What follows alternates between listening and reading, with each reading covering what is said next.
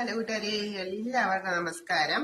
നമ്മൾ ഇന്ന് മുട്ട കൊണ്ട് തയ്യാറാക്കുന്ന ഒരു സ്നാക്സ്, ഈവനിങ് സ്നാക്സ് ആയിട്ട് നമ്മൾ തയ്യാറാക്കുന്ന ഒരു വിഭവത്തിന്റെ റെസിപ്പിയാണ് കാണിക്കുന്നത്.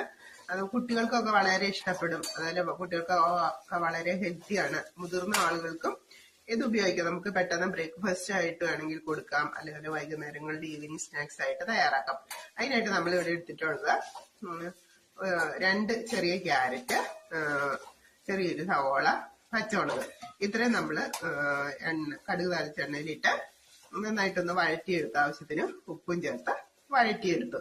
ഇനി നമ്മള് ഇത് നന്നായിട്ട് വഴന്ന് വാങ്ങി കഴിയുമ്പോഴത്തേക്കും നമ്മള് ഒരു പാൻ വെച്ച്